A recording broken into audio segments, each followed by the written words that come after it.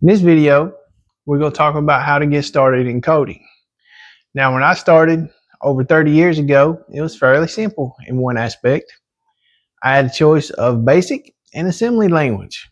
It was on a Commodore 64. Now, finding resources to learn how to program was quite difficult.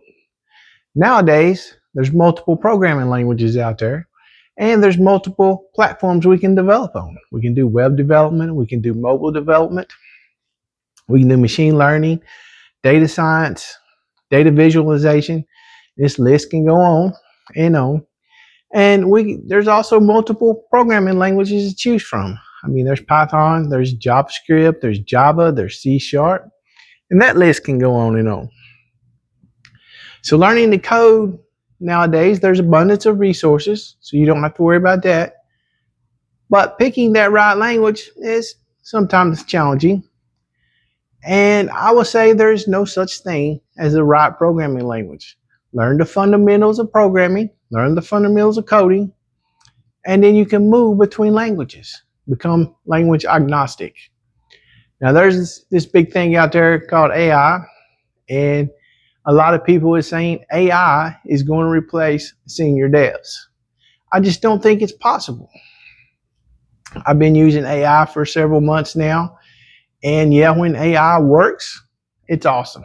But when it doesn't work, you need to know the fundamentals of programming in order to figure out things. So I still think becoming a coder, a programmer, is a very lucrative and rewarding job. Now, the first thing is we got to determine what we want to do. Do we want to write web applications? If that's the case, then it's going to be HTML, CSS, and JavaScript. Then you'll need to learn a little bit of Node, and then you'll need to learn some frameworks like Next.js or Vue. If you want to get into data science, artificial intelligence, data visualizations, then you're probably going to go down the Python route. You can also do web development with it. If you do web development with Python, you still need to know HTML and CSS and probably some JavaScript as well. Or work in a Microsoft ecosystem, then you'll need to know C#. You can do all these same things with it. You can do web development. You'll use the MVC pattern more than likely, probably Angular or React. And you'll still have to know JavaScript, HTML, fundamentals there stays the same. Now, once you pick the language and the platform you want to learn, you may have to install something on your machine. Now, as far as JavaScript goes, it runs in the browser. I highly recommend you download and use multiple browsers. And then you want an IDE. My pick for an IDE as of right now is Visual Studio Code. It is lightweight, highly customizable, and has tons of extensions. You can switch between languages really easy. Now, if you want to learn Python, you need to go out here to python.org, download the latest versions. I always say download the latest versions whenever you're installing it fresh. And if you're on a Windows, don't forget to check that checkbox that says add to path. Very critical there. I have a video tutorial on installing Python. You will have to install an IDE again. So two choices is Visual Studio Code and PyCharm. PyCharm is specific to Python. It's very resource intensive. Both of these are free. Now, if I'd done this video a year ago, I was using PyCharm at that time. Love the browser, love some of its features. It takes up a lot of memory and a lot of resources. Moving on to C#, if you're running Windows, you do not have to install anything. .NET is probably already installed on your machine. You have your choice of VS Code or Visual Studio itself. Once we have our environment set up, we need to learn the fundamentals of programming. One, we'll go to data types. You need to learn what an integer is. You need to learn what a float is. You need to learn what an object is, a string, Boolean. Now, programming languages come in two types. They're either weakly typed or they're strongly typed. Python and JavaScript is weakly typed. And what that means is you don't have to define the data type up front. Now, we can get into more details in another video on this. C# and Java is strongly typed, means we have to define the data type up front, whether it's interpreted or compiled. Now, Python is both. JavaScript is interpreted. C# is compiled. So as a developer, you kind of need to know all these aspects because these questions normally pop up on an interview. And we'll get into further detail as in other videos about this. Once you learn the data types and how to build an application, we go into flow control. That's our if statements, that's our for loops. We make decisions every day. We do repetitive tasks every day, so we should probably we already understand the basics of this.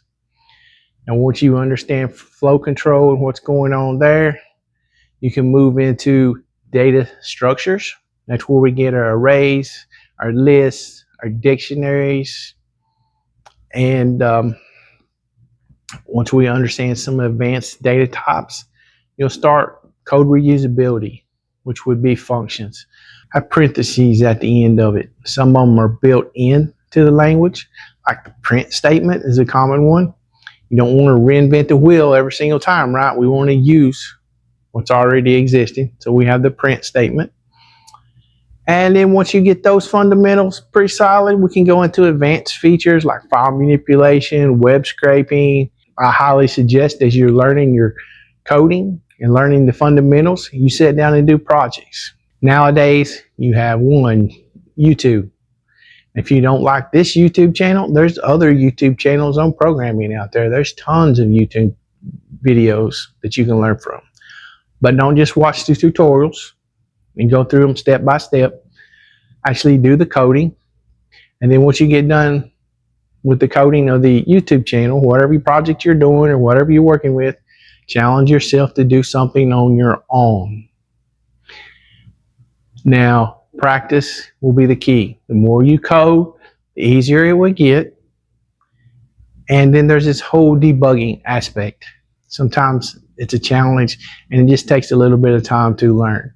It's where you can rely on resources like YouTube, Google, the AI chatbots, assistants.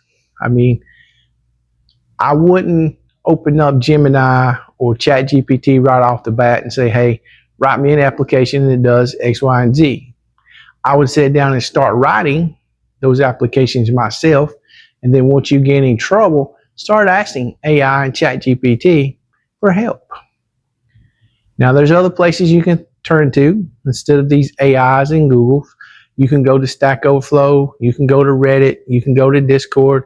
You can find all kinds of communities out there that will help you program. And you can also find you a mentor.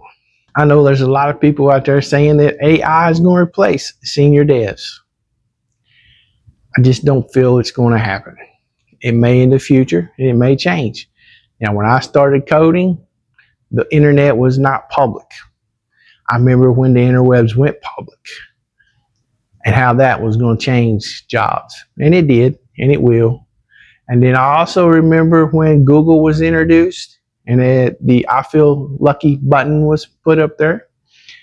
I've been around, Facebook was introduced when Facebook first came out in social media. I mean, from a systems admin's perspective, we was trying to block all that stuff and keep users off of it. Now we embellish it and we relish social media, and that's the way we promote our companies and learn nowadays.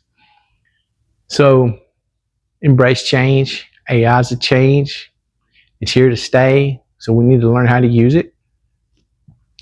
Now, another aspect is patience. You go write code that's going to fail. You go write code that produces errors. There's two types of errors you're going to run across. One is syntax errors. One's logic errors. You'll need to figure out the difference.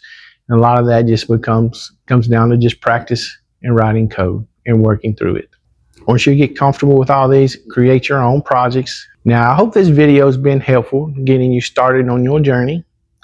And just to clarify, if you have no clue what you want to do or what platform you want to use, start with Python, which is what this YouTube channel is going to be focused on. Install Visual Studio Code.